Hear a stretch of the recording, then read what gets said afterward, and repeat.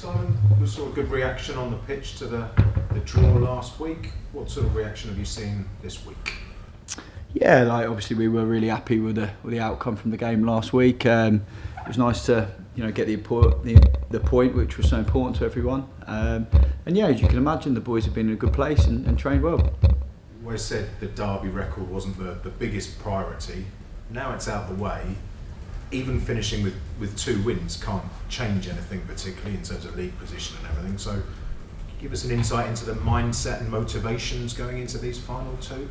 Yeah, look, I think at the end of the day, they're 2 great games to be involved in. As a football player and as a football coach, we know that we want to, as I mentioned last week, we wanted to be clear that we were fighting to finish the season as strongly as possible. So, from that perspective, in terms of our process going into these games, there's no change really, and we know. We also know, as we've mentioned, the quality, of the Premier League, and I don't think you can go into any of these games with a mindset other than trying to be the best version of yourself, and really that's definitely the case going into this game. Against City, I think there were perhaps 3 players made a significant contribution for the first time under you. Have you had even more players sticking their hands up with their performances and giving you more headaches this week? Yeah, I think we have got a decent sized squad, of course, and there's always an element of how people are training, how people are pushing, and how much that can influence your decision in your team selection on a Saturday. So for sure, the guys that came in last week gave a great account themselves and were part of from our perspective, a wonderful result and a really good, defensive display, and their contribution to that was, as you mentioned, massive. And yeah, there are other players pushing as well, but ultimately, I'll pick a team that I'm confident is the best team for the job on the day. Have you got any injuries, illnesses? Carl Walker-Peters back? Anyone out? Yeah, obviously Carl had the illness last week. He hasn't trained much this week, so there'll be a decision to be made on that. But no, other than that, we're generally got a fit squad to pick from. For this game, so much attention on the occasion, but what are you expecting from Everton on the pitch, first of all? Yeah, I think that since obviously David Moyes has gone in, they've done well to really sort of finish their season strongly. We know it's going to be an emotional game for the football club as a whole. The last men's game at Goodison, so we know they're going to want to give a really strong account of themselves on the day and win the game. That's for certain. So we're going to have to be at it, and I think Everton have got they've got players that can hurt you. And we have to be prepared for that. We have to be ready. A side that can be aggressive in their actions. So look, as is the case for us, we need to be as organised and motivated as possible, and our intention is to go there and perform as well as we can to get something out of the game. Do you have to do anything different in terms of making sure your players aren't distracted by all the celebration party elements of the day? No, I wouldn't have thought so. I think we're professional players. When the whistle blows, by the nature of it, you're focused on your own individual jobs and the team's job. So, I think whether it's partisan or not, or whether it's a hot atmosphere on the day, the lads at the end of the day, they want to win the game. We'll want to win the game and we'll want to play well. So I don't see that as being a distraction. Have you ever been part of an occasion like this before, the final game in a stadium? Not that I'm aware of. Probably not one worth mentioning if it was. What about Goodison? Have you got any memories? Have you been up there many times? Yeah. I mean, I took a Brighton FA Youth Cup game there, I think, and Big Dunk was the manager for Everton. So, I sat in my seat the whole game. No, I think it's a historic stadium. And I've been there to watch a few games. Whether it be scouting or whether it be, as I said, other development under 21 games that I've been involved with, 23s games. So, a great place, and what a privilege it is for us to be part of that game, and certainly for myself. I've spoke about the 7 games in general, how honoured I've been to lead the club, and obviously it's a great game to be involved with when we look back at it, I'm sure. But we're absolutely going there to put that to one side and win the game if we can. You've been very good at answering some wider issue-y things in the recent weeks, and it just occurred to me a few days ago, I wonder about days off there was a bit of consternation back in December before you were in charge. A couple of results went badly, and some fans found out that the players had been given the day after the defeat off and the next day or whatever, and the attitude was surely they should be in training harder than before and things. And I think last week the players had maybe 3 days off, and it obviously didn't affect them negatively because they then put in that was performance against City. So can you discuss the balancing act you have to do where you have to train but you also have to rest and recover and things like that? Yeah, I think that every football club and every manager and every structure will be taking different contextual issues into account when you're making decisions around team selection, days off, travel that's been involved, injuries, emotional state of the team. So all of these things matter. So I think, ultimately when you make decisions, you're making it around, how can your team be as fresh and energetic and as knowledgeable for the next game as possible. So look, I think every game, everyone's going to view that slightly differently. But I think for me, when coaching a group of players, you want them to be fresh and ready for the job. And I think, particularly when you get to the end of the season, one thing I'm fairly certain everyone would agree with, that you're not going to get your players any fitter. You're not. And small things come into it. The weather's changed. The football season now runs towards the end of May, where you can be playing in hotter conditions. And so there's lots of minimal changes which can make a difference to the decision. But I think whether you're going to be in 5 days on the trot into a game or whether you're in 2 or 3 days, ultimately everyone will be making that decisions because they think it's logical, and it's the right thing for the group as a whole. So, that's going to look different from week to week. And I think for us, looking at, what the season's been, it's been a difficult one in lots of respects, and mentally that can be gruelling. And, so I think it's about a bit of intelligence really and making the best decision for the group. But, one thing's for certain, that if we didn't think it was the right thing, I would never do it as a coach. So you've got to be confident with your decisions, and there's different context for different decisions. The days of being brought in the day after a defeat to just go running as a punishment, they're long gone, aren't they?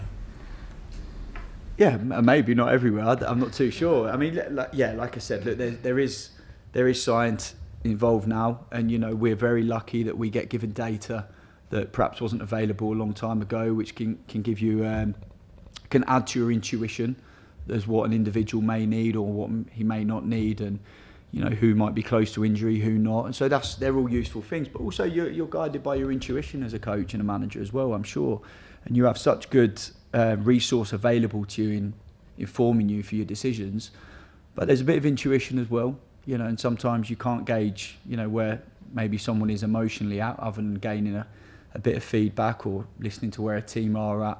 Because these things matter. Yeah, I don't think you can separate, sort of mental and physical. I think the two entwine into each other.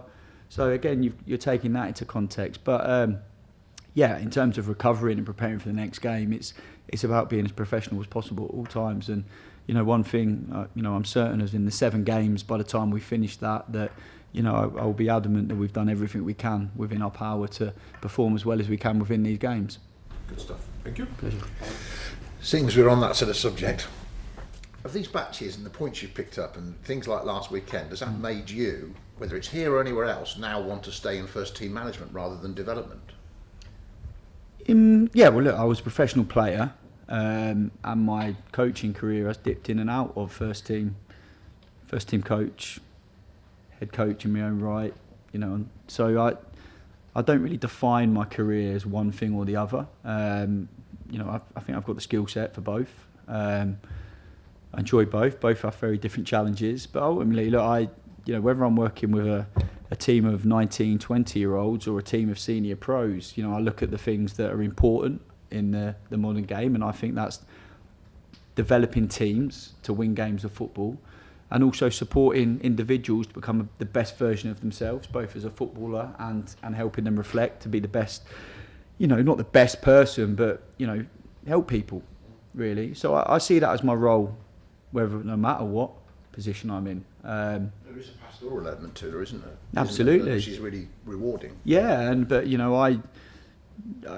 my experience, I can only tell you my experience of working in players in their early 30s who maybe are starting to edge towards the end of their career, and you know they still need support and they still need direction and they still need reflection about how they can, you know, even at the later stages of your career, you can still improve.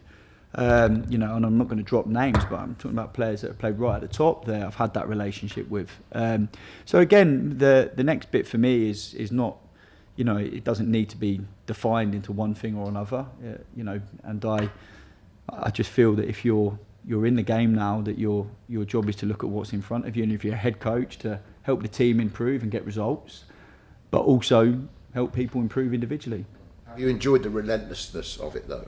Because you have got different areas when you're like on the touchline of the Premier League. It's different to being an under-21 coach, obviously, because there's media commitments, there's all sorts of stuff. Have you enjoyed taking all that on in this sort of level?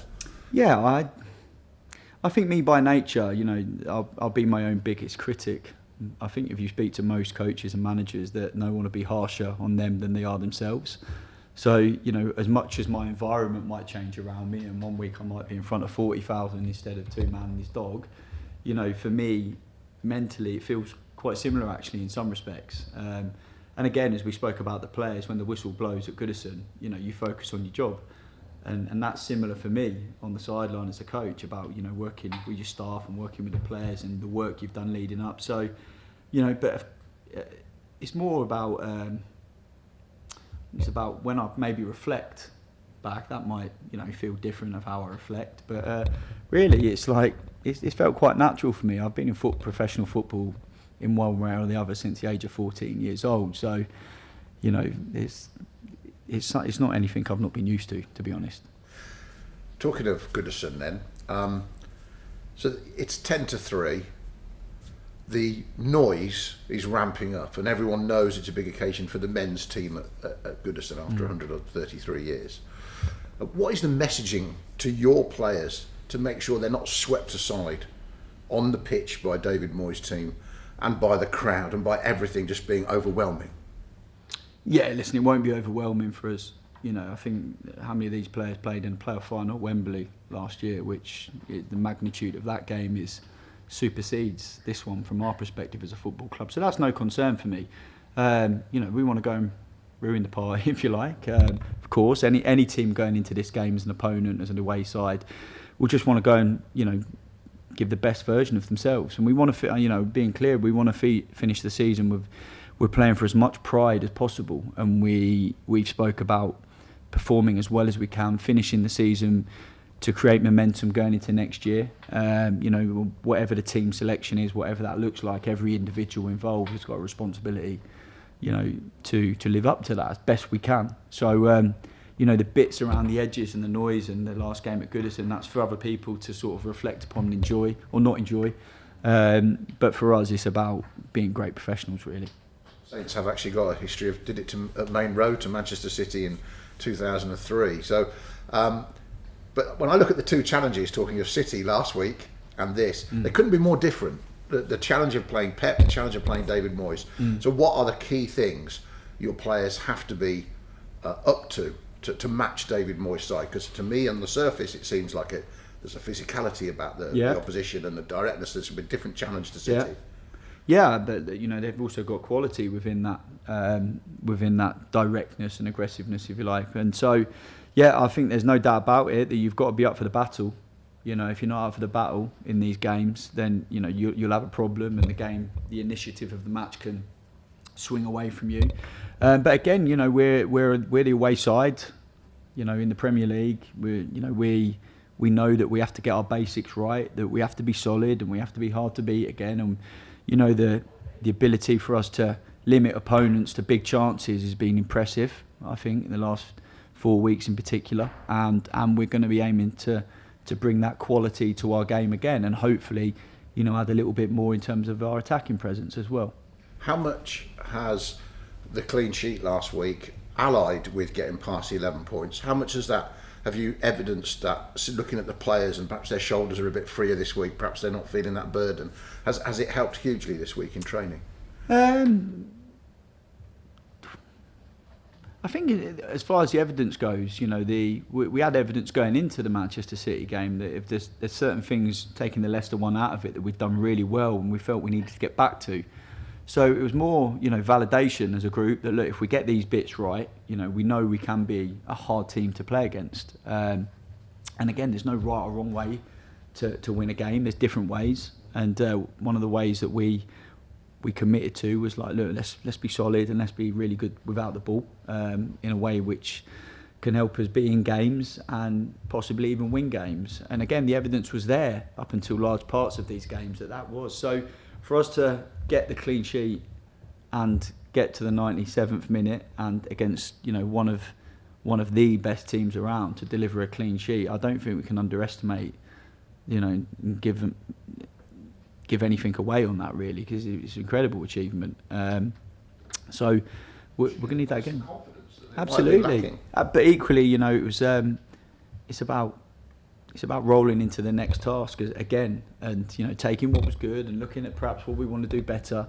And again, I've said from day one that working a process as a coach is important. That you don't get too carried away and you don't get too down when it doesn't go so well, because you've got to stay somewhere in the middle and be measured and try and be fairly objective and not over emotional about what's happening. And that's what we've done. We bounced back.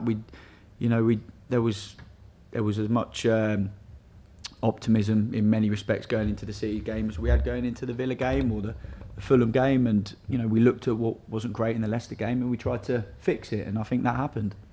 Appreciate it. Pleasure.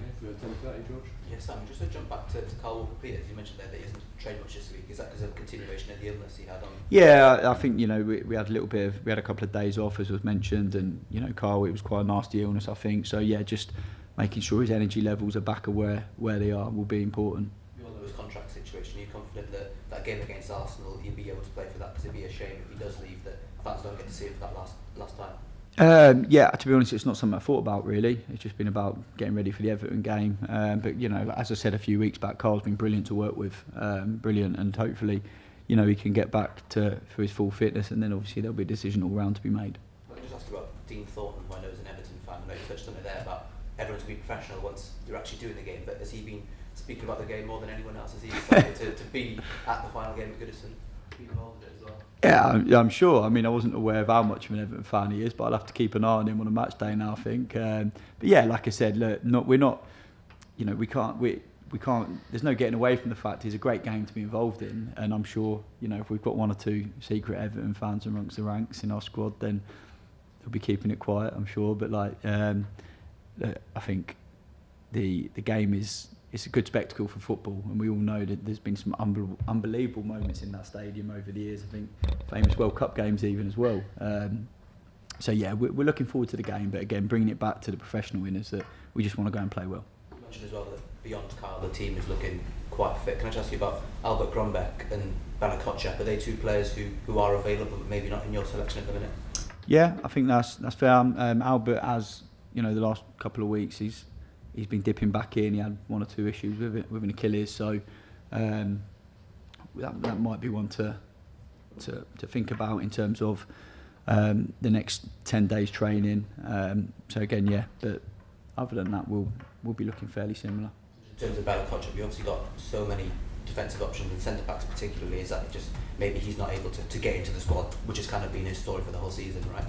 Yeah, we do have a lot of players to choose from in that area of the pitch. I think there's been some really good performances within the back three in recent weeks. And it's not easy. And everyone's attitude, I must say, Bella's attitude to training in the last few weeks has been excellent. And as a professional footballer at this level, you are paid to be robust with your disappointment and be really professional with it. And that across the board with the squad has been the case. Ask you about the 21s every week, but they keep winning and they're into the final now. I know you said a couple of weeks ago that you're kind of trying to be nice with them, maybe not pulling some of their players up and allowing them to prepare. Is that still the case, and how much are you looking forward to watching that game? Yeah, firstly, congratulations to them to get into this part of the season, being in such a meaningful game for them. It's great for their development, great for all of the staff, and hopefully they can go and complete the job. And number two is, we ultimately, in any club, first team comes first. But in terms of you know, pulling players up and down. It's been fairly normal from that point of view, and you know, certainly want to give them the best possible chance of, you know, doing as well as they can in that game.